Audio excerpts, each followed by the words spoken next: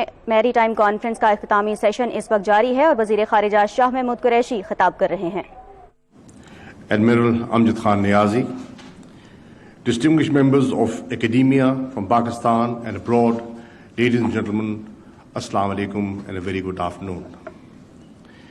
At the outset, let me congratulate Pakistan Navy for regularly hosting the multilateral maritime exercise Aman on a biannual basis since 2007.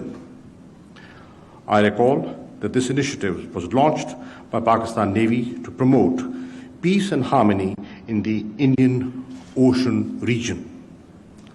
A large number of foreign navies attend this exercise along with ships, special operation forces, marine teams, and observers.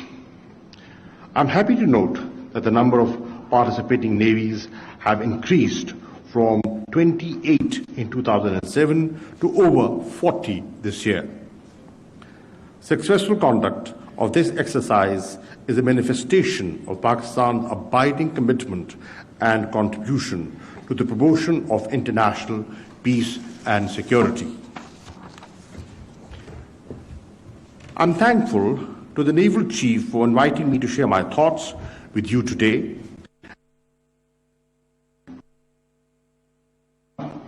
On development of blue economy under a secure and sustainable environment, a shared future for Western Indian Ocean region. This is indeed an important emerging area with great significance for Pakistan. Ladies and gentlemen, the idea of blue economy is a relatively new concept. It recognizes the seas and oceans as drivers of socio-economic development. A wide-ranging notion, it encompassed diverse fields from renewable energy to fisheries, coastal tourism, waste management, maritime transport, ocean engineering, and climate change. A sustainable blue economy is critical for reaping the socio-economic benefits for current and future generations.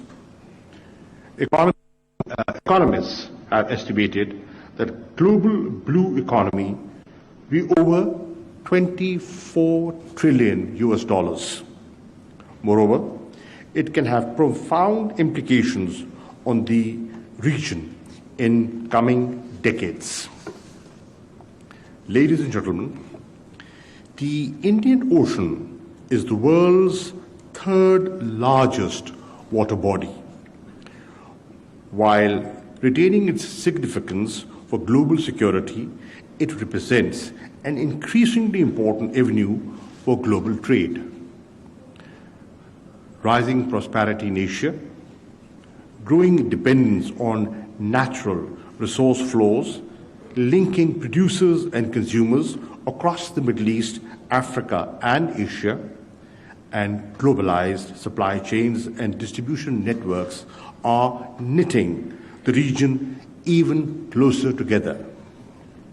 The Indian Ocean hosts international maritime traffic that includes half of the world's containerized cargo, 1/3 of its bulk cargo, and 2/3 of its oil shipments.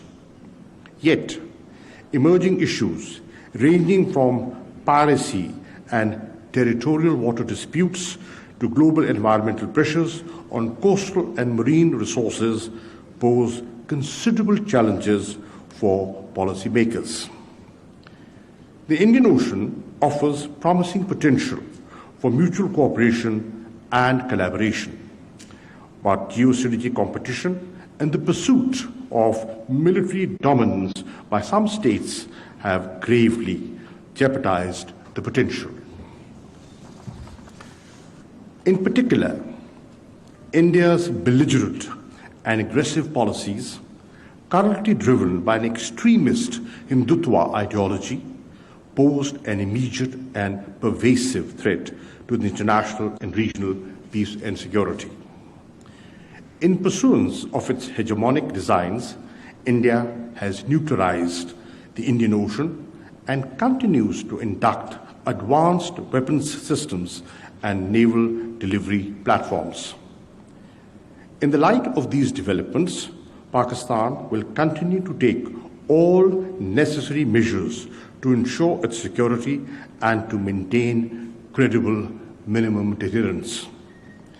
The international community needs to be cognizant of the fact that any military conflict in South Asia could endanger stability in a region that is critical for global trade flows and security. Ladies and gentlemen, blessed with an over 1,000-kilometer long coastline and a vast, exclusive economic zone, Pakistan is an important maritime state. The maritime sovereignty of Pakistan spans an area of 290,000 square kilometers, around 36.4% of its mainland. Maritime zones of Pakistan are richly endowed with living and non-living resources.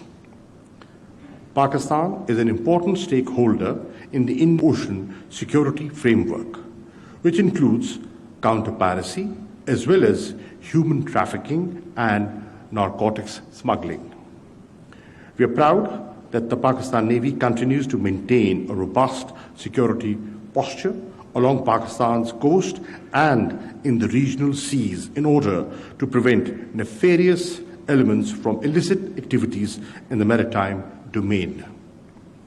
The Pakistan Navy has always been appreciated for its efforts to promote peace and security. Among others, it has been actively participating in the combined Task Forces 150 and 151 in the larger interest of the international community and regional maritime security. Our Navy has also provided valuable assistance at the high seas to vessels in distress, including during anti-piracy operations, and has extended humanitarian assistance to regional countries on several occasions. One example is that one of our naval ships is currently on a humanitarian relief supply mission to Africa. Ladies and gentlemen, the China-Pakistan Economic Corridor and development of the Gwadar port are game-changing projects that have further enhanced the geo-economic significance of Pakistan. The Gwadar port, which occupies a strategic location overlooking the Strait of Hormuz and the North Arabian Sea, has the potential to develop into a full-fledged regional hub and a transshipment port. It places Pakistan at a point of convergence, linking active sea lanes to landlocked Central Asian republics for shipment of oil, coal, and agricultural products. Gwadar Port also provides new vistas for businesses.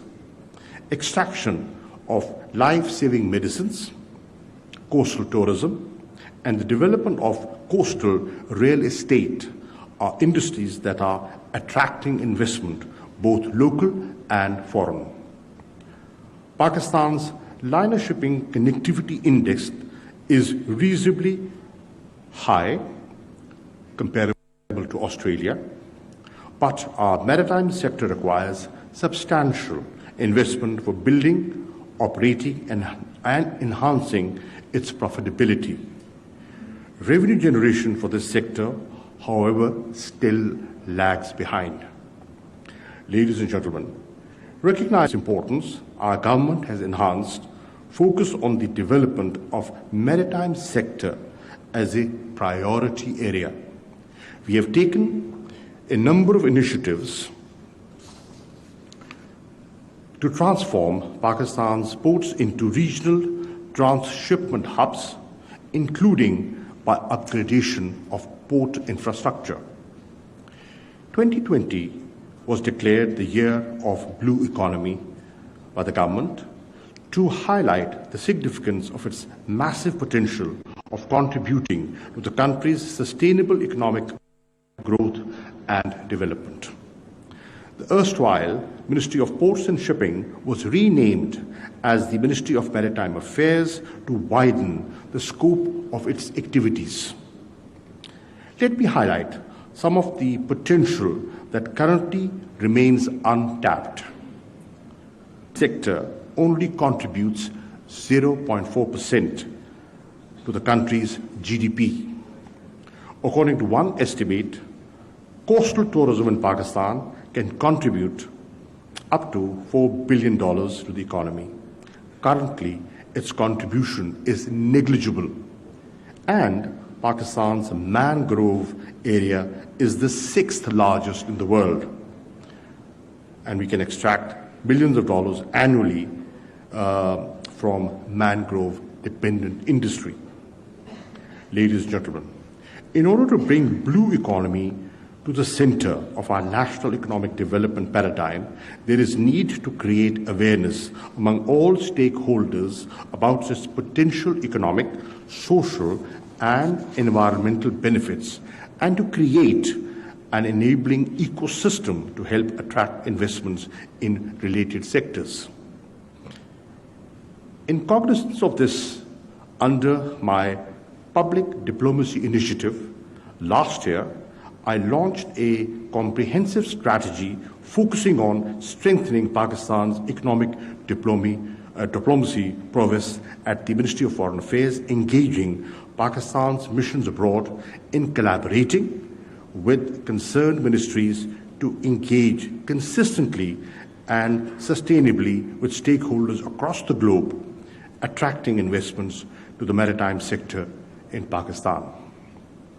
There is also a need for concerted efforts to strengthen partnerships and collaboration among businesses, academia, research institutions, and social and environmental organizations to unlock new opportunities.